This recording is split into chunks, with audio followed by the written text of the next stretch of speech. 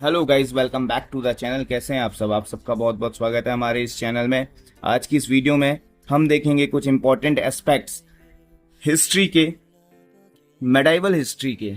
और हमारे आज के इस टॉपिक में रहेगा मुगल्स, मुगल एम्पायर। फिर यहाँ पर एक सूर एम्पायर भी आता है बीच में, जो उसकी स्थापना शेरशाह सूरी करते हैं। तो सूर एम्पायर को हम देखेंगे। साथ में हम देखेंगे इंपॉर्टेंट बैटल्स जो कि इन दौरान लड़ी गई थी। ठीक है, मुगल्स में हम बाबर से शुरू करेंगे। बाबर के बाद आपको पता है हुमायूं आता है। हुमायूं को फिर बीच में रिप्लेस कर देता है शेरशाह, सूर डायनेस्टी यहाँ पे स्टैब्लिश कर देता है। शेरशाह को भी हम पढ़ेंगे। फिर उसके बाद वापस से हुमायूं को देखेंगे हम। फिर उसके बाद जो है अकबर आएगा, फिर जहांगीर, शाहजहां। ये सब देखेंगे हम वन ऑन वन। इनने क्या क्या काम करवाया, इनके टाइम पे क्या क्या हुआ, कौन कौन से बैटल, किसने क्या क्या लड़ा, कौन कौन सी बुक्स यहाँ पे लिखी गई, किसने यहाँ पे क्या कंस्ट्रक्शन करवाया, किसने कौन से मॉन्यूमेंट्स बनाए, कौन सी बिल्डिंग्स बनाई, ये सब देखेंगे गाइस। फिर लास्ट जो है मेन मुगल रूलर होता है औरंगजेब। ठीक है, फिर हम साथ में देखेंगे मुगल्स की एडमिनिस्ट्रेशन सिस्टम।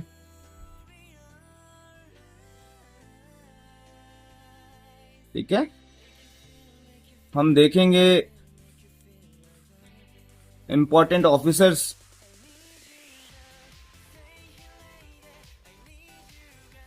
ठीक है, हम ये भी देखेंगे कि बुक्स कौन कौन सी लिखी गई हैं, इनके राइटर्स कौन हैं। ठीक है, फिर उसके बाद इसी वीडियो में जो है हम डिस्कस करेंगे लेटर मुगल्स के बारे में। गाइस, इतना जो है आप सब अगर जान लेंगे ना, आपका एक बढ़िया सा बैकग्राउंड बन जाएगा कि आपको किस एस्पेक्ट से इस मुगल्स को पढ़ना है। इसी दौरान यहां पर जो है हम कुछ हिंदू रूलर्स भी देखेंगे। क्या देखेंगे? हिंदू रूलर्स। और इसके बाद ऑन द अदर हैंड हम ये भी देखेंगे यहाँ पे कि जब शाहजहां और जहांगीर का टाइम पीरियड आता है तो ब्रिटिश ईस्ट इंडिया कंपनी का फॉर्मेशन हो जाता है। तो यहाँ पर कौन से ब्रिटिशर्स, कौन से अंग्रेज इंडिया में आए, वो पहला अंग्रेज कौन था, ईस्ट इंडिया कंपनी की शुरुआत कैसे हुई, तो थोड़ा बहुत उसकी हम जानकारी यहाँ पर रख लेंगे। गाइज, अगर बात करें हम यहाँ पे बैटल्स की ना, कि बैटल्स कौन कौन सी लड़ी गई, ये तो रूलर्स हैं, इनके टाइम पे बैटल्स भी लड़ी गई। अब देखते हैं बैटल्स कौन कौन सी थी, वो इंपॉर्टेंट बैटल्स और उनका टाइम पीरियड। ठीक है, जैसे मैं आपको एक बताऊं, पहली बैटल, बैटल ऑफ चुनार, किसके बीच में लड़ी गई, ये सब चीज आपको पता होना चाहिए। और ये कब लड़ी गई, क्यों लड़ी गई, कारण क्या थे। तो गाइज, एक रेफरेंस मैं आपको यहाँ पर बता देता हूँ। यहाँ पर मैं पहले कॉलम में लिखने जाऊंगा बैटल, सेकंड में लिखूंगा एक कौन से ईयर में लड़े गए थे और इसमें कौन कौन सी पार्टी इन्वॉल्व थी। और साथ में यहाँ पर मैं आपको प्लेस भी बता दूंगा कि कहाँ पे लड़ी गई थी। ठीक है, तो जब गाइज मुगल्स भारत में आते हैं तो सबसे पहला आपको बैटल पता होगा, बैटल ऑफ पानीपत। पानीपत आपको पता है एक ग्राउंड है हरियाणा में। ठीक है, और ईयर आपको पता होना चाहिए 1526। पार्टी कौन कौन सी थी इसमें? इसमें गाइस मेनली जो है लोदी डायनेस्टी का जो बंदा था इब्राहिम लोदी वर्सेस मुगल्स की स्थापना किसने की थी भारत में? बाबर ने। ठीक है, यस। प्लेस मैंने आपको बताया था पानीपत, हरियाणा।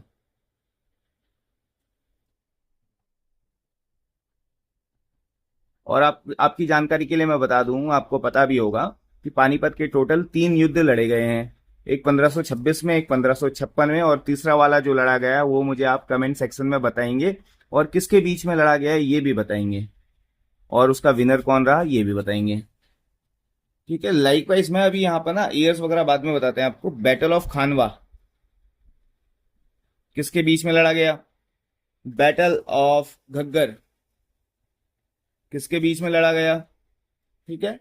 और बैटल ऑफ चौसा किसके बीच में लड़ा गया, कब लड़ा गया। चलो ये तो काफी इंपॉर्टेंट है और काफी इजी भी है इनके ना, आप मुझे बताओगे यहाँ पर कि इसका ईयर कौन सा होगा और कौन सी पार्टी के बीच में ये लड़ा गया। मैं बताता हूँ आपको बैटल ऑफ चौसा के बारे में। बैटल ऑफ चौसा जो है 1539 में लड़ा गया। क्योंकि देखिए अभी बाबर है, बाबर के बाद हुमायूं आएगा, और हुमायूं से ही, हुमायूं के टाइम पीरियड में ये बैटल ऑफ चौसा होगा। और यहाँ पे अभी शाहजहाँ की एंट्री भी इंडिया में हो जाएगी। चौसा के बाद गाइस मैं आपको बताऊं बैटल ऑफ कन्नौज, आपने नाम सुना होगा। इसी को बिलग्राम का युद्ध भी बोलते हैं। ईयर है 1540। पार्टीज मैं आपको बता देता हूं इसकी। हुमायूं वर्सेस शेरशाह। ये ऊपर वाली की पार्टी भी यही है, हुमायूं वर्सेस शेरशाह। आप लोग छोटा सा जो है कमेंट करके मुझे बताएंगे battle of Chausa, battle of Chausa कहाँ लड़ा गया था, बैटल ऑफ कन्नौज या बिलग्राम ये कहाँ लड़ा गया था। और साथ में आप ये भी बताएंगे बैटल ऑफ खानवा किसके बीच में लड़ा गया था, कौन से ईयर में लड़ा गया था, और कौन सी जगह पे लड़ा गया था। Same way battle of Ghaggar के बारे में आप हमें बताएंगे कमेंट सेक्शन पे। गाइज यहाँ पर हाँ, एक बैटल और होता है बैटल ऑफ चंदेरी, ठीक है। ये बैक टू बैक, ये जो तीन युद्ध हैं ये बाबर के हैं, बाबर लड़ता है इन्हें, बाबर के टाइम पीरियड में ही होते हैं, ठीक है। चलो बीच बीच में आपको ना एक चीज और मैं बताऊंगा। यहाँ पर अभी आपको पता है कि हुमायूं वर्सेस शेरशाह का ये जो है एक टिपिकल टाइम चल रहा है। अब यहाँ पे आपको सबको पता है शेरशाह जीत जाता है। शेरशाह के बाद जो है सुर डायनेस्टी में आता है इस्लाम शाह। यहाँ पे मैं ऐसे बता रहा हूँ, ठीक है, क्योंकि बीच में अभी यहाँ पे हॉल्ट कर देते हैं हम ना मुगल्स को। यहाँ पे पहले फिर शेरशाह आएगा, यहाँ पे शेरशाह, इस्लाम शाह। और गई इस दौरान यहाँ पर अभी शेरशाह सूरी ने जो जो इम्पोर्टेंट काम किए थे वो भी मैं आपको बताऊंगा, बट एक थोड़ा सा पहले मैं माइंड मैप आपके उसमें एक ड्रॉ कर देते हैं। अब यहाँ पर जो है शेरशाह सूरी जब बैटल ऑफ कन्नौज या बिलग्राम में हुमायूं को हरा देता है, इसकी आर्मी पूरी तरीके से डिस्ट्रॉय कर देता है, कौन, शेरशाह। और यहीं से माना जाता है कि हुमायूं पूरे जंगल में इधर उधर भटकता रहता है, वॉन्डर करता है इधर से उधर। फिर इसी टाइम पे जब ये कहीं पे जाता है, एक जगह शेल्टर लेता है, वहां पर इसकी एक मुलाकात एक लड़की से होती है। इसकी जो गुरु जहां पे रह रहा होता है उसके गुरुजी होते हैं, उन्हीं की बेटी होती है, उनका नाम होता है, समय है सितंबर 1541 का, ठीक है, बरसात का टाइम है। हुमायूं का एक यहाँ पे हुमायूं का भी मैं नाम ला रहा हूं क्योंकि यहां से आपको स्टोरी समझ में आएगी। हुमायूं का एक ब्रदर होता है कामरान, ये लाहौर पे होता है, सॉरी लाहौर पे नहीं, ये जो है कामरान जो है काबुल पे होता है, ठीक है। काबुल हुमायूं भागता है जब शेरशाह सूरी इसको बैटल ऑफ कन्नौज या बिलग्राम में 1540 में हरा देता है। यहाँ पर एक बंदे का मैं नाम यहाँ पे और बताने जा रहा हूँ आपको, अस्करी करके एक बंदा है, जैसे कामरान हुमायूं का भाई है तो अस्करी, ठीक है। जब कामरान काबुल का जो रूलर है यहाँ पे हुमायूं को जगह नहीं देता है, पनाह नहीं देता है, भगा देता है भाई होने के बावजूद भी, तो काबुल के जस्ट बगल में आप देखोगे कांधार है। कांधार का रूलर होता है अस्करी। अस्करी जो है हुमायूं को जगह दे देता है, पनाह दे देता है, और अस्करी बहुत ज्यादा सपोर्ट भी करता है हुमायूं को। और देखिए टाइम पीरियड अभी चल रहा है सितंबर 1541 का। इसकी हुमायूं की मुलाकात होती है एक लड़की से, लड़की का नाम है हमीदा बानू बेगम। अब हमीदा बानू बेगम और हुमायूं का अफेयर चल जाता है। सितंबर 1541 में इनकी शादी हो जाती है, दे गॉट मैरिड, ठीक है। यहां से टाइम पीरियड भी देखिएगा, सितंबर 1541 में हुमायूं की हो रही है मैरिज, यानी कि अब देखिएगा यहाँ पे Humayun weds this girl Hamida Banu Begum, and as a result होगा क्या, ठीक एक 11वें महीने बाद इनकी एक इनका आउटकम निकलेगा, रिजल्ट निकलेगा। रिजल्ट का नाम है अकबर। ठीक है। डेट है अक्टूबर 1542, अकबर का जन्म। और to be more specific date बताऊं, यहाँ पर है 15 अक्टूबर 1542। ठीक है, अकबर का जन्म होता है। 15 अक्टूबर इसलिए खास है मेरे लिए क्योंकि मेरे एक जो फ्रेंड है, उनका यहाँ पर उनका भी बर्थडे 15 अक्टूबर को ही आता है। और इसका नाम भी अकबर है और मेरे फ्रेंड का नाम भी ए से ही आता है। तो ये हमारे जमाने का अकबर हो जाएगा, क्या हो जाएगी। अकबर जहाँ जन्म लेता है वो होता है राणा वीरसाल। वीरसाल का महल है। राणा वीरसाल के महल पे जहाँ पे इनको प्रोटेक्शन मिलता है, यहाँ पर अकबर का जन्म हो जाता है। और ये राणा वीरसाल कहाँ पर, अभी आपने देखा ना, कांधार इधर भटक रहा था, कहाँ, काबुल में भटक रहा था। काबुल में कामरान यानी कि हुमायूं के भाई ने इसको सपोर्ट नहीं किया, भगा दिया। फिर कांधार में अस्करी करके एक बंदा है, इसने सपोर्ट किया और ये इसको जो है हुमायूं को पहुंचा देता है कहाँ, एक सिया मौलवी के पास। सिया मौलवी, सिया मौलवी की बेटी होती है हमीदा बानो बेगम। अब ये चीज यहाँ पे ध्यान देना, 1540 के बाद जब बैटल ऑफ बिलग्राम हो रहा है, तो एक तरीके से एक जो राजा है पूरे मुगल अंपायर का, जिसका नाम है हुमायूं, वो एक तरीके से दर दर भटक रहा है अपना पूरा राजमहल पाट छोड़ के, क्योंकि वहां पे उसके राज्य को किसने कब्जा कर लिया है, शेरशाह सूरी ने। अब ना बहुत बार ऐसे पूछते हैं ये कांधार पे कौन है, अस्करी। अस्करी भी कौन है, हुमायूं का भाई है और ये गवर्नर है, कांधार गवर्नर। क्योंकि आपको पता है कि भाई पूरा मुगल अंपायर है, तो जितने भी अगल बगल के प्रोविंस हैं वहां पे कोई कौन होंगे, मुगल, मुगल के बेटे, मुगल के जो हैं चाचा ताऊ के लड़के, भतीजे भतीजे, सारे के सारे यहीं पे होंगे। अब यहाँ पे ध्यान से सुनना, ये जो राणा वीरसाल है, ये है सिंध के महाराजा। ठीक, ये हिंदू महाराज हैं। सिंध नाम से ही आपको पता चल रहा है हिंद, क्योंकि यूनानी लोग जो हैं हिंद को हौ को सौ बोलते थे, तो इसलिए इसका नाम पड़ गया, सॉरी, सौ को हौ पढ़ते थे इसलिए वो हिंदू हो गया। लेकिन एक्चुअली नाम क्या है हिंदू उसका, सिंधु। और ये किसके नाम पे पड़ा है, सिंधु घाटी सभ्यता के नाम पे। अब एक बहुत बड़े सम्राट का जन्म हो चुका है 15 अक्टूबर 1542 को। अब हुमायूं थोड़ा सा क्या करेगा कि अपने बच्चे की जिम्मेदारी अपने भाई को सौंप देगा, यानी कि अकबर के चाचा, और वो कौन है, अस्करी। यहाँ पर अस्करी काफी इंपॉर्टेंट रोल प्ले करेगा for the protection of Akbar. Humayun क्या करेगा, अकबर की रिस्पॉन्सिबिलिटी अस्करी को सौंप देगा, जो कहाँ का, कांधार का गवर्नर है और और जो है हुमायूं का भाई भी है। अब अस्करी क्या करता है, दो लोगों को अपॉइंट कर देता है, और वो दो लोग कौन है, महम अंगा। ठीक है, महम अंगा और जीजी अंगा।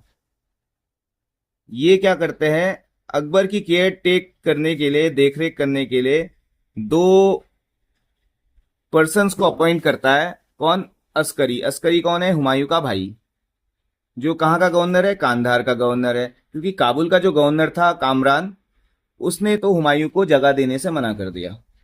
अब यहां पर जब अकबर की जो है देखरेख अस्करी को दे दी जाती है, अस्करी महम अंगा और जीजी अंगा को अपॉइंट करता है इसकी देखरेख करने के लिए। अब क्या करता है हुमायूं, क्या करेगा, हुमायूं अपनी वाइफ, क्या नाम है वाइफ का, हमीदा बानो बेगम और बैरम खां के साथ कहाँ चला जाता है, ईरान। इस चीज को आप ध्यान पे रखना। अब देखना जो है हुमायूं तरीके निकाल रहा होता है अपना अंपायर, लॉस्ट अंपायर पाने की, और काफी टाइम लगेगा इसको। अब क्योंकि हिंदुस्तान में ना इसको जो है खतरा होता है, किससे, शेरशाह से। तो अब ये शेरशाह से भी, और इसके अपने जो नियर रिलेटिव हैं वो भी इसकी जान के पीछे पड़े होते हैं, हुमायूं की जान के पीछे पड़े होते हैं। तो ये चला जाता है गाइस कहाँ, ईरान। ईरान का रूलर है शाह तमास्प।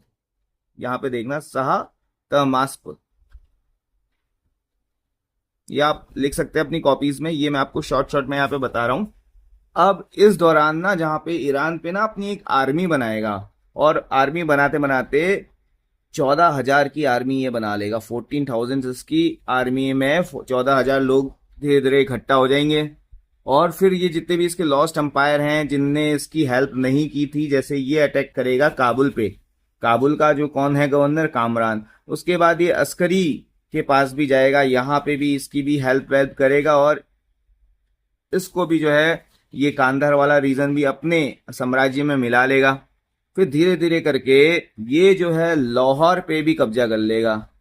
अब देखना यहां से इसका जो है वापस से इसका टाइम शुरू हो रहा है और ये अपना पीछे अपने आप को बैकग्राउंड में काफी मजबूत बना रहा है। हुमायूं की बात चल रही है गाइस। अब ये जब सब जो चल ही रहा होता है, चाहिए इसका आर्मी वार्मी बनाता है, इसका मेन मोटो होता है कि शेरशाह सूरी को हराना। इसी बीच जो है शेरशाह सूरी की 1545 में डेथ हो जाती है। तो ये जो है टाइम आप याद रखिएगा, 1545 में शेरशाह सूरी डाइड इसका। अब ना ये जो शेरशाह सूरी का बेटा होता है इस्लाम शाह, ये आता है दिल्ली की गद्दी पे, लेकिन इसकी भी डेथ हो जाती है इस्लाम शाह की 1553 में। और वहां पे हुमायूं अपने आप को मजबूत बना रहा होता है धीरे धीरे धीरे। अब इस्लाम शाह सूरी के बाद यहाँ पे जैसे मैं लिख रहा हूँ, यहाँ पे शेरशाह, यहाँ पे देखिएगा ध्यान से, कंफ्यूज होने की बिल्कुल कोई जरूरत नहीं है। शेरशाह, शेरशाह का बेटा है इस्लाम शाह, इस्लाम शाह की डेथ हो जाती है 1553 में। अब इस्लाम शाह का भी जो है इसका जो नेक्स्ट सक्सेसर होगा सिकंदर शाह। अब इस्लाम शाह के बाद दिल्ली की गद्दी पे बैठ जाएगा सिकंदर शाह। ठीक है, अभी ये सूर डायनेस्टी के रूलर्स हैं सारे के सारे। अब जो है ये सिकंदर शाह का जो ना, जब ये गद्दी पे बैठता है, तारीख है 15 मई 1555।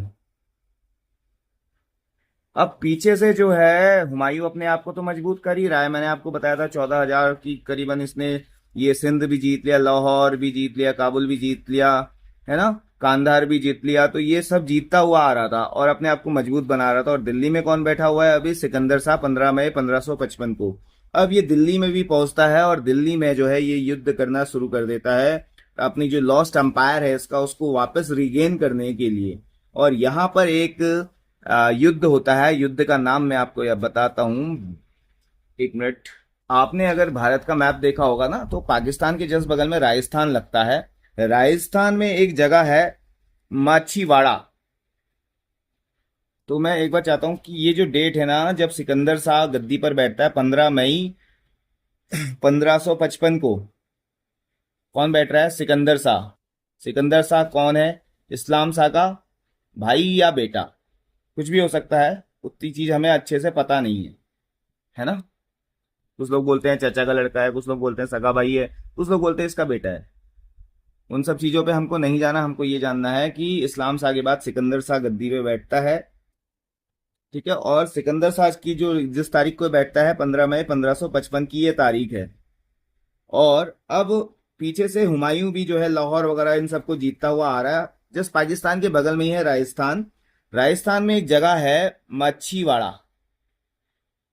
मच्छीवाड़ा ये जगह कहां पर है? ये जगह है राजस्थान पर। अब क्योंकि आपको पता है राजस्थान के जस्ट बगल में ही हरियाणा, आपको फिर थोड़ी दूर में यहाँ पे आपको दिल्ली वगैरह देखने के लिए मिलेगा। दिल्ली में बैठा है कौन? शेरशाह सूरी का जो वंशज है, क्या नाम है इसका? सिकंदर शाह। और यहीं पर राजस्थान में सिकंदर शाह यानी कि सूर अंपायर की एक आर्मी पड़ी है। आर्मी का जो सेनापति है, सेनापति का नाम है तार तार खां। ठीक है, ये सेनापति का नाम याद रखिएगा, ये सिकंदर शाह का सेनापति है। अब इसके बीच में और हुमायूं के बीच में युद्ध होता है। ठीक है, अब राजस्थान ये प्लेस जीत लेगा तो राजस्थान के जस्ट बगल में हरियाणा है, इसमें जो है इनके उसमें हुमायूं यहां पर जीत जाता है। ठीक है, अब जब हुमायूं जीत जाता है तो इसका हौसला और बुलंद हो जाता है। ये राजस्थान के जस्ट बगल में हरियाणा लगता है। हरियाणा में गाइस एक जगह है सरहिंद, और यहीं पे होती है बैटल ऑफ सरहिंद। क्या होती है? Battle of Sirhind. मैं आपको डेट भी बताता हूं, डेट है 27 जून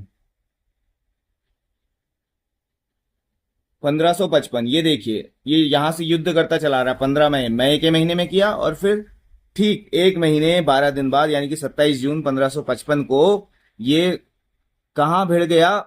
बैटल ऑफ सरिन। सरिन कहाँ है? हरियाणा पे। ठीक है, यहाँ पर मैं प्लेस भी लिख देता हूं। अभी ऊपर वाले में तो मच्छीवाड़ा में जो यहाँ पर मच्छीवाड़ा राजस्थान में जो युद्ध हुआ है, बैटल ऑफ मच्छीवाड़ा इसे बोल रहे हैं हम। ठीक है, माछीवाड़ा, यहाँ पे आप लिख लीजिएगा बैटल ऑफ माछीवाड़ा। इसमें हुमायूं जीत जाता है। बैटल ऑफ माछीवाड़ा, ये माछीवाड़ा कहाँ है जगह? राजस्थान में है। इसमें जब ये जीत जाता है, इसके हौसले बुलंद हो जाते हैं, इसके सेनापति को हरा देता है, तारतार खां को। तारतार खां किसका सेनापति होता है? सिकंदर शाह का। तो अब एक महीने बाद सिकंदर शाह को खुद सामने आना पड़ता है। अब यहाँ पे फाइटिंग होगी किसकी? सिकंदर शाह वर्सेस हुमायूं। बैटल का नाम क्या है? Battle of Sirhind. डेट क्या है? 27 जून 1955। जगह कौन सी है? हरियाणा के आसपास का क्षेत्र। और इस बैटल को भी कौन जीत जाता है? हुमायूं जीत जाता है। अब हुमायूं ने अगर सिकंदर शाह को हरा दिया तो समझ लो अब ये जो है 1555 का टाइम पीरियड है। ठीक है, और डेट है 23 जुलाई 1555। ठीक है गाइस, ये डेट ध्यान पे देखिए, 27 जून 1555 बैटल हो रही है। बैटल का नाम है बैटल ऑफ सरिन। फिर उसके बाद 23 जुलाई जब ये हरा देता है, सब कुछ सेटल वेटल कर देता है, तो 23 जुलाई 1555 को फिर से ये जो है क्राउन पहन लेता है, यानी कि ताज पहन लेता अपने सर पे। अब ऑफिशियली ये जो है 10-15 साल की मुशक्कत के बाद ये दिल्ली का राजा दोबारा से बनता है। ठीक है, अब पहले तो जो है थोड़ा सा नशापंती में डूबा हुआ था, ये अफीम वगैरह का सेवन करता था, ड्रग्स वगैरह लेता था, ओवरऑल ये बात है। और तभी ये इसका ड्रग्स जो है इसके हारने का कारण बना। अब ये सुधर चुका था, इसको समझ में आ चुका था कि भाई मेरे अंदर कुछ कमियां हैं, कुछ फॉल्ट्स हैं, तो उसको दूर करना पड़ेगा। और फिर ये अपने आप को धीरे धीरे करके वापस रिकवर करता है। अब रिकवर करेगा, भाई राजा है तो कुछ ना कुछ अच्छे काम तो करेगा ना। तो जो आज की मॉडर्न डे दिल्ली है, दिल्ली के बाहर पे एक ये शहर बसाता है। शहर का नाम है दीनपना। क्या है? दीनपना शहर। ठीक है, दीनपना शहर के में ये एक लाइब्रेरी भी बनाता है। ठीक है, क्योंकि ये जो है विद्वान व्यक्ति होता है, बुक्स पढ़ने का ऐसे शौक होता है, तो ये लाइब्रेरी बनाता है। देखिए, जिसके जैसे शौक होते हैं वो चीज उस पे काम काम भी करता है। ठीक है, उस चीजों पे। और यहाँ पे लाइब्रेरी का नाम होता है शेर मंडल। ये बोलते हैं ना शेरशाह सूरी और इन सबको मैंने हरा दिया है, सूर वंशों को मैंने हरा दिया है, तो उन्हीं के उसमें उपलक्ष्य में ये जो लाइब्रेरी बनाता है उसका नाम रखता है शेर मंडल। इसकी जो सीढ़ियां होती हैं लाइब्रेरी की, शेर मंडल की, लैडर्स बोलते हैं ना सीढ़ियों को इंग्लिश में, तो इसकी लैडर से एक बार ये किताब पढ़ रहा होता है, और किताब पढ़ते पढ़ते पढ़ते ये इसका पैर फिसलता है और ये गिर जाता है, चोट लगती है और इसकी डेथ हो जाती है। तो आपसे एग्जाम में क्वेश्चन पूछा जा सकता है कि हुमायूं कहाँ से गिर के हुमायूं की डेथ हुई? लाइब्रेरी से गिर के डेथ हुई। लाइब्रेरी का नाम था शेर मंडल। तो यहां पर गाइस मेरे प्यारे से मित्रों, हुमायूं का जो है चैप्टर यहाँ पे क्लोज होता है। अब बात करते हैं हम, देखिए अकबर, तो अकबर को भी अभी शुरू करेंगे। और बाबर के बारे में हर कोई ही जानता है, हर कोई जानता है कि वो आया 1556 में, इब्राहिम लोदी की सेना को हराया, और उसके बाद 1527, 28, 29 में ये युद्ध करता रहा, है ना, और सारे युद्ध इसने जीते।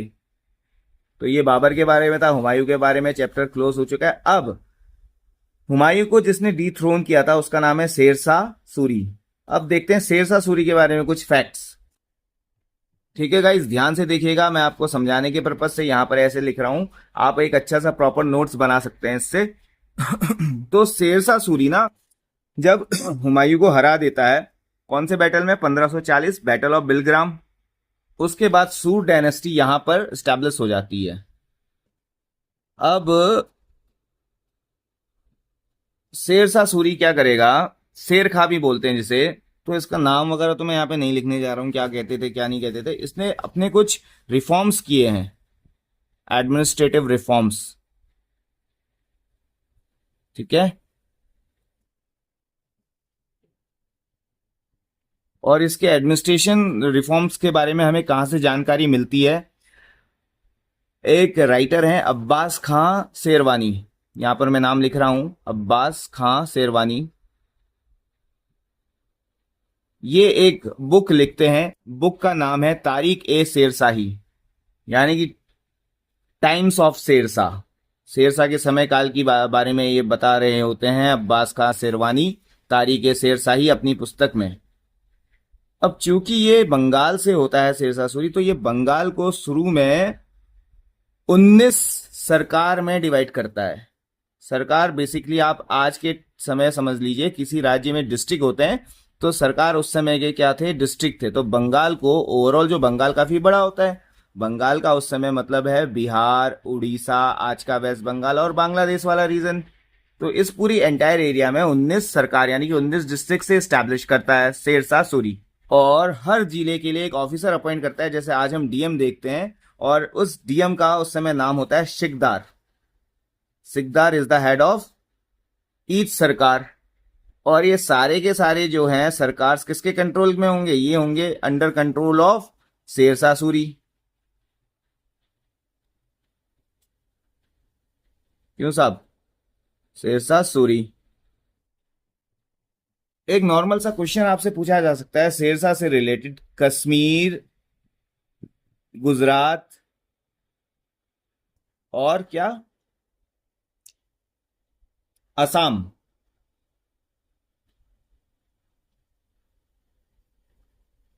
ये समझ लीजिए यहां पर जो है ये हिंदू शाही डायनेस्टी, अभी हिंदू लोग यहाँ पे रूल कर रहे हैं, ये अभी शेरशाह सूरी के अंपायर का पार्ट नहीं है। बाकी पूरा जैसे मैंने आपको बताया था, राजस्थान वाला पोर्शन है, सिंध, लाहौर, ये सब जो भी है, इसमें शेरशाह का एक तरीके से आप कह सकते हैं पूरे हिंदुस्तान में शेरशाह का कब्जा था, इनको छोड़ के, कश्मीर, गुजरात और असम को छोड़ के। ठीक है, यानी कि बंगाल तो था ही था, बंगाल के बगल में अवध हो गया, ये आपका संयुक्त प्रांत वाला पोर्शन हो गया, तो यहाँ पे जो है, और दिल्ली हो गया, दिल्ली तो खैर उसने कर ही ली थी अपनी कैपिटल। तो यहाँ पर जो है शेरशाह सूरी का एक तरीके से पूरा अंपायर विस्तार होता है, बट इन जगहों पे नहीं होता। शेरशाह सूरी दो पद्धति चलाते हैं, उनका नाम है एक तो ये होलीगन राइटिंग करते हैं, ध्यान से देखिएगा, सुनिएगा, समझिएगा, लिखिएगा, होलीगन राइटिंग ये इंट्रोड्यूस करते हैं। ठीक है, होलीगन राइटिंग किसके लिए होगी, इनके सैनिकों के लिए होगी। और दूसरा जो है ब्रांडिंग ऑफ हॉर्स भी करते हैं, यानी कि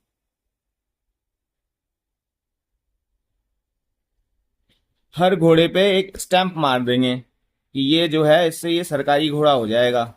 ठीक है, होलीगन राइटिंग यानी कि हर एक सोल्जर का, जो भी सिपाही है, उसका नाम, पता वगैरह सब कुछ ये एक डायरी या रजिस्टर मेंटेन करेंगे, और उसमें उनका पूरा नाम वगैरह, उनके पापा पिताजी का नाम, ये सब आपको देखने के लिए मिलेगा। इसी को कहते हैं होलीगन राइटिंग।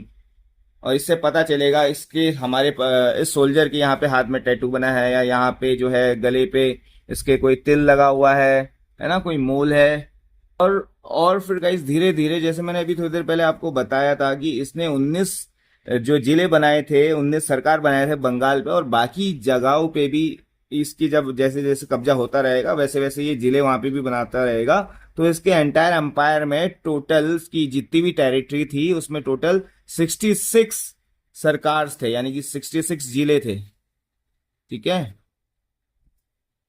अब कोई भी शासक होगा, या कहीं का, अगर आज के कंटेक्स्ट में बात करें, कहीं का कोई चीफ मिनिस्टर होगा या कुछ होगा, डिस्ट्रिक्ट मजिस्ट्रेट होगा, तो उनको काम क्या दिए जाते हैं, जितनी भी जमीन है उनको उनकी नापान करना, कौन कौन सी जमीन खाली है, किस किस जमीन पे किसका हिस्सा है, कौन सी जमीन ऐसी है जो कोई यूज नहीं कर रहा है, बेनाब भूमि। तो इन सबको अच्छे से री इंट्रोड्यूस करने का जो है सिस्टम शेरशाह सूरी ने इंट्रोड्यूस किया था। और शेरशाह सूरी ने, बोला जाता है कि रैयतवाड़ी जो आप देखेंगे बाद में कि अंग्रेज ब्रिटिशर्स भी ये सिस्टम लागू करते हैं, रैयतवाड़ी लैंड सेटलमेंट ये इंट्रोड्यूस करते हैं शेरशाह सूरी साहब। और जैसे उत्तराखंड में जूली, पैमा, नपाई, भूमि नापने का जो इंस्ट्रूमेंट्स होता है, तो वैसे ही ये जो है शेरशाह सूरी भी एक इंस्ट्रूमेंट को इंट्रोड्यूस करते हैं। वो जो है इंस्ट्रूमेंट का नाम है गज ए सिकंदरी। क्या है, गज ए सिकंदरी। सो व्हाट इज गज ए सिकंदरी? It is an instrument which is use for measuring land, यानी कि जमीन भूमि की पैमाइश करने के लिए एक यंत्र है, यानी कि एक फीता समझ लीजिए, डोर समझ लीजिए, कुछ भी। अब आपको पता होगा, अगर आप उत्तराखंड के हैं, उत्तराखंड की हिस्ट्री वगैरह आप पढ़ते हैं, तो आपने देखा होगा कि जब कुमाऊं कमिश्नर आते हैं यहाँ पे 1815 में, तो जो विलियम ट्रेल है, डब्ल्यू ट्रेल, ये जो है लैंड सेटलमेंट सिस्टम शुरू करवाते हैं। ठीक है। तो वैसे ही जो है पुराने टाइम पे, शेरशाह के टाइम पे, शेरशाह का एक मिनिस्टर होता है, मिनिस्टर का नाम है अहमद खान। तो अहमद खान क्या करते हैं, लैंड सर्वे करवाते हैं, भूमि का सर्वेक्षण करवाते हैं। अब ना, जैसे लैंड टैक्स तो आपको पता है, जैसे कुमाऊं के टाइम पे, ब्रिटिश गढ़वाल के टाइम पे जो भी प्रोड्यूस होता था उसका 1/10 जो है हमें सरकार को देना पड़ता था, ऐसा कुछ। तो वैसे ही लैंड रिवेन्यू जो यहाँ पर रखा गया था वो 1/3 ऑफ टोटल प्रोड्यूस। ठीक है। उस समय हमारे पास मोबाइल इंटरनेट तो थे नहीं ना, तो जो है ये युद्ध करने के लिए हमें अनाज वगैरह चाहिए, और अनाज ज्यादा से ज्यादा कैसे आएगा, खेतों से आएगा। खेतों को हम क्या करेंगे, हम दे देंगे, लीज पे देंगे एक तरीके से, और वहां पे हम एग्रीकल्चर लेबर्स लगाएंगे और उनसे बोलेंगे तुम क्रॉप्स उगाओ, और यहीं से तुम भी खाओ और हम भी खाएंगे, और साथ में यहाँ से तुम्हारी इनकम भी होगी, तुम्हारी फैमिली भी पल जाएगी। अब चूंकि मैं आपको बता रहा हूं कि ये जो है लैंड का सर्वे वगैरह करवाएगा, तो अब ये जो लैंड को ना अपने पास तो रखेगा नहीं, लीज पे देना भी शुरू करेगा। ठीक है। तो ये जो है कबूलियत एक प्रथा है इस्लाम में, कबूलियत एवं पट्टा प्रथा। पट्टा मतलब लीज होता है, और कबूलियत मतलब कि हमने एक्सेप्ट किया ये लीज वाला सिस्टम। इस प्रथा को ये शेरशाह सूरी लागू करता है। और देखिए ये काफी अच्छा, मतलब एक वेल एबल एडमिनिस्ट्रेटर होता है बेसिकली। तो ये क्या करता है ना, मतलब लेन देन के लिए अब ये सिक्कों को कॉइन करना शुरू कर देता है, सिक्कों को ढालना शुरू कर देता है। और सिक्के कहाँ वो होते बनते हैं, टकसाल में। तो माना जाता है कि इसके समय में टोटल 23 टकसाल थी, यानी कि 23 मिंट्स वर देयर। अब देखना, ये जो कॉइन्स इंट्रोड्यूस करेगा, सिल्वर के करेगा यानी कि चांदी, और ये कॉपर के करेगा यानी कि तांबा। ठीक है। और ये जो है गोल्ड कॉइन्स भी इंट्रोड्यूस करेगा। तो जो गोल्ड्स के कॉइन होते थे उसको बोलते थे असरफ, तांबे को बोलते थे, कॉपर को बोलते थे दाम, यानी कि ये सिक्का क्या है, दाम का सिक्का है। और चांदी को जो है, सिल्वर को बोलते थे रुपया। ठीक है, ये ध्यान पे रखिएगा। ये आपका आ सकता है कि कॉपर को शेरशाह के समय में क्या बोलते थे, कॉपर कॉइन को क्या बोलते थे, दाम। ठीक है। अब इनका मैं वेट भी बता दूं कि एक सिल्वर कॉइन का जो वेट होता था वो होता था, जैसे आज हम किलोग्राम में नापते हैं, उस समय नापता था 180 ग्रेन। सेम साइज होगा सब कुछ। एक सिल्वर का कॉइन 180 ग्रेन का होता था। मान लीजिए 1 रुपया सिल्वर का होगा तो उसकी कॉस्ट जाहिर से कम होगी, गोल्ड का होगा तो जाहिर सी बात है उसकी कॉस्ट ज्यादा होगी। अगर एक कॉइन, दो कॉइन ऐसे हमने बनाए, अगर सिल्वर का है तो जाहिर सी बात है इसका जो है वेट भी कम होगा।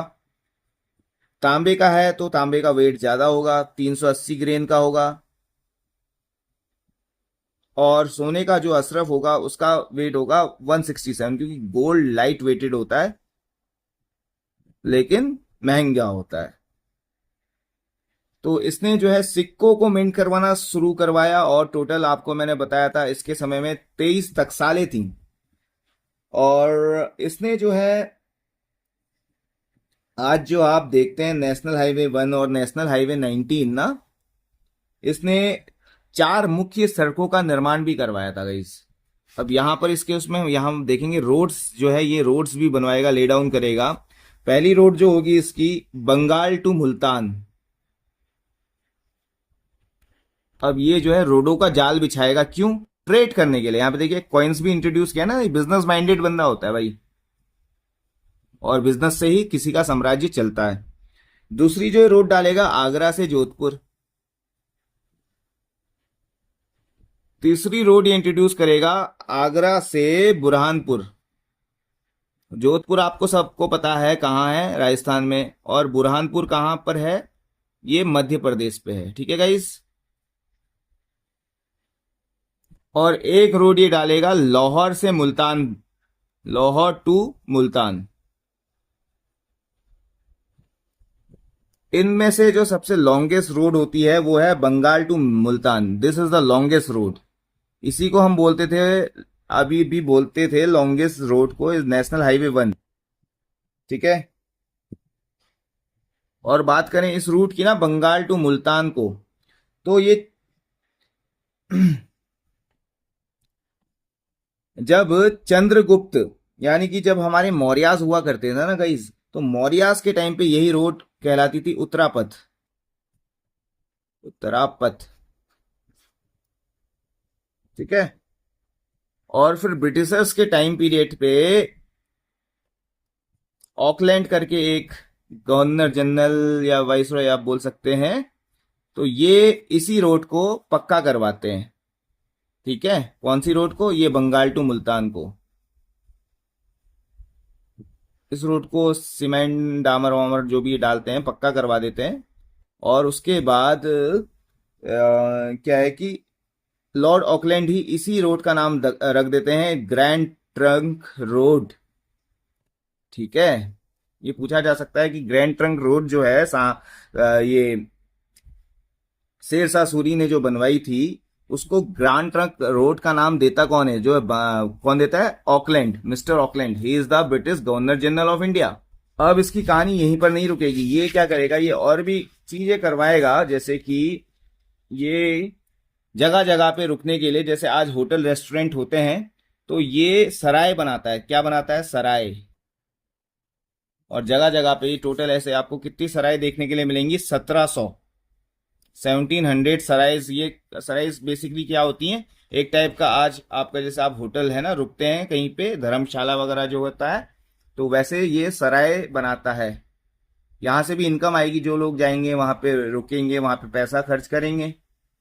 और ये जो है ना शेरशाह सूरी, सासाराम, सासाराम कहाँ पर है? जिला है मेरे ख्याल से बिहार का।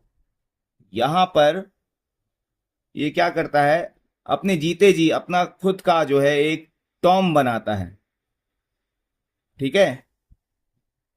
क्या बनाता है? टॉम। यानी कि जब मेरी मृत्यु हो जाएगी तो मेरे मरने के बाद मुझे इस पर्टिकुलर प्लेस पे, सासाराम बिहार पे, मेरी जो है डेड बॉडी दफना दी जाए। और आपको पता है यही बंदा जो है पाटलिपुत्र का नाम पटना रखता है।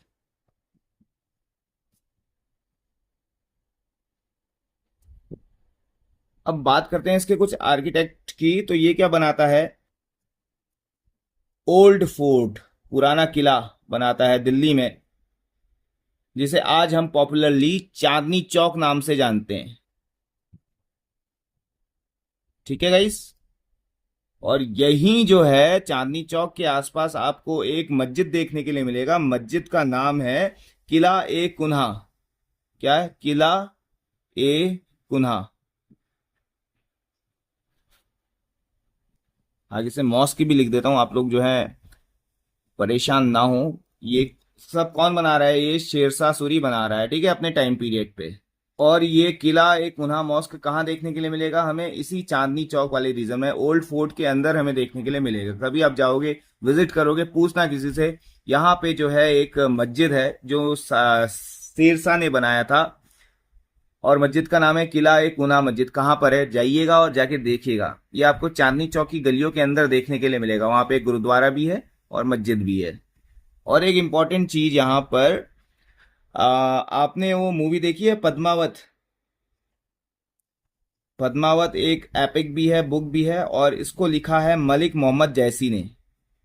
किसने लिखा है? मलिक मोहम्मद जैसी ने। किसकी संरचना की है? पद्मावत की। ठीक है। वो भी शेरशाह सूरी के टाइम पे ही हुई है। तो गाइज यहां पर शेरशाह की स्टोरी हम यहाँ पे खत्म करते हैं। अब बात करेंगे हम अकबर के बारे में। अकबर का टाइम पीरियड आप सबको पता है 1556 से 1605। अब वापस हम जो है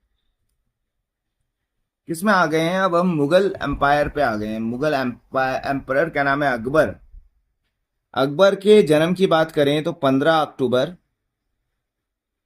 1542 में इसका जन्म होता है। ठीक है। और कहाँ होता है ये भी पूछा जाता है। तो अमरकोट के जो राजा हैं वीरसाल, वीरसाल के महल में इनका जन्म होता है। ठीक है। और ये कहाँ पर है, अमरकोट का जो पैलेस है ये कहाँ पर है, ये सिंध, जो पाकिस्तान में आज सिंध प्रांत है वहां पर आपको देखने के लिए मिलेगा। ठीक है। अब बात करें इसकी मदर के नेम की, तो मदर का नाम क्या है, हमीदा बानो बेगम तो हर कोई जानता है, लेकिन इसका असली नाम क्या था, मरियम मकानी। मरियम मकानी का बेटा कौन है, अकबर। इसी मरियम मकानी को हम हमीदा बानो बेगम नाम से जानते हैं। जब अकबर 5 साल का था ना, व्हेन ही वॉज 5 years, तो इसके लिए 2 टीचर्स को अपॉइंट किया जाता है। पहले टीचर का नाम है पीर मोहम्मद, पीर मोहम्मद, और दूसरे टीचर का नाम है बैरम खां। बैरम खां से तो आप सभी वाकिफ होंगे। गाइस बोला जाता है जब ये 15 साल का होता है ना, तो ये सबसे अपनी लाइफ में सबसे पहले एक बंदे की गर्दन उड़ा देगा। इसको एक लड़की मिलती है, लड़की का नाम है जोधाबाई। इसके बारे में सुना होता है, ये भी जाता है जोधाबाई का स्वयंवर हो रहा होता है, शादी हो रही होती है। और जोधाबाई के पिताजी का नाम है भारमल। ठीक है, भारमल की बेटी है जोधाबाई। तो इनकी शादी हो रही थी एक लड़के से। शादी में जाते हैं अकबर और देखते हैं दूल्हा ये है, उन्हें लड़की पसंद आ जाती है। तो लड़की कौन है, भारमल की लड़की है, लड़की का नाम है जोधाबाई। जोधाबाई को, जोधाबाई के संग जिसका विवाह होने वाला था उस लड़के की ये गर्दन उड़ा देता है 15 साल की उम्र में। ठीक है। अब धीरे धीरे हमने इसकी, अब यहाँ से ये खतरनाक हो चुका है, बड़ा हो चुका है, 15 साल का जब हो चुका है, 15 साल का कब हो जाएगा ये, 1542, 1552 और 1557 के आसपास की बात है। 1556 में आपको पता है दूसरा पानीपत का युद्ध होता है। उसमें बैरम खां जो इसके संरक्षक होते हैं, ये ये युद्ध करते हैं। क्योंकि 14 साल का होता है, उतना ज्यादा बड़ा नहीं होता है प्रैक्टिकली, युद्ध तो कर नहीं पाएगा। तो ये अभी थोड़ी देर पहले मैंने आपको बताया था शायद, 27 जून 1955, बैटल ऑफ सरहिंद। ये भी ध्यान रखिएगा, बैटल का नाम, बैटल की डेट। ठीक है गाइस, और ये जो बैटल वाली सीरीज है आगे कंटिन्यू रहेगी, टू बी कंटिन्यूड।